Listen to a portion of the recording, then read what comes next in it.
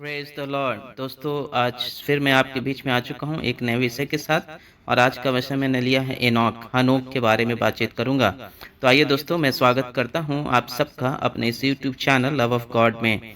दोस्तों, आज बाइबल से देखेंगे कि हनोक आखिर क्यों नहीं मरा, क्यों परमेश्वर उसको अपने साथ लेकर गया। तो आइए वचनों की ओर चलते हैं और देखते हैं। सिर्फ दो ही वचन है, उसी को देखेंगे हम लोग। पहला वचन जो मैंने लिया है उत्पत्ति की पुस्तक के 5 अध्याय 21 से 24 से, book of Genesis chapter 5 verse 21 to 24। और 21 में इस प्रकार से लिखा है, जब हनोक 65 वर्ष का हुआ तब उसने मतूसेलह को जन्म दिया। और मतूसेलह के जन्म के पश्चात हनोक 300 वर्ष तक परमेश्वर के साथ साथ चलता रहा और उसके और भी बेटे बेटियां उत्पन्न हुई। 22 हो गया। 23 में लिखा, और हनोक की कुल अवस्था 365 वर्ष की हुई। और 24 में लिखा, और हनोक परमेश्वर के साथ साथ चलता था, फिर वह लोप हो गया क्योंकि परमेश्वर ने उसे उठा लिया।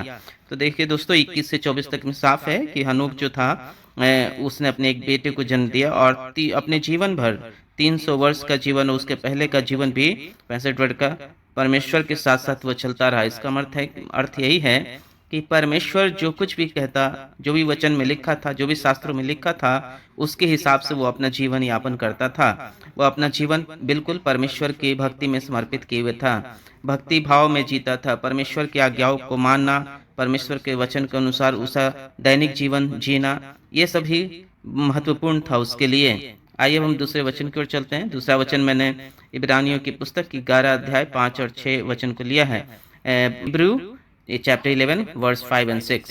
और यहाँ 5 में इस प्रकार से लिखा है, विश्वास ही से हनोक उठा लिया गया कि मृत्यु को न देखे और उसका पता नहीं मिला, क्योंकि परमेश्वर ने उसे उठा लिया था। और उसके उठाए जाने से पहले उसकी यह गवाही दी गई थी कि उसने परमेश्वर को प्रसन्न किया।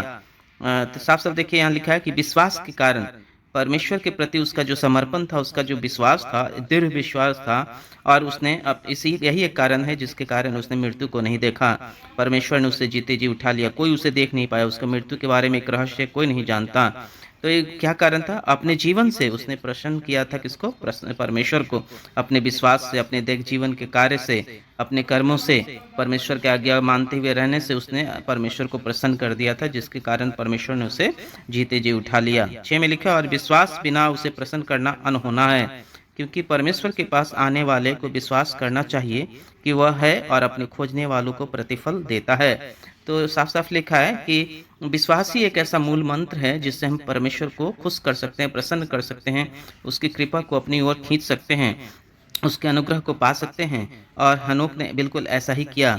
वो अपने विश्वास के कारण परमेश्वर को प्रसन्न किया, क्योंकि जब हम ये मानते हैं कि परमेश्वर है, तो हमको पूरा विश्वास करके परमेश्वर के प्रति समर्पित होना चाहिए। तभी जाके हम परमेश्वर का जो प्रतिफल है, उनका जो हमारे जीवन में उनका जो फल है, वो हमें दिखाई देता है। दोस्तों, आज समझ चुके होंगे कि हनोक का जीवन कैसा था और क्यों परमेश्वर ने उसे उठाया। तो मात्र एक ही कारण था, उसका जीवन, विश्वास भरा जीवन।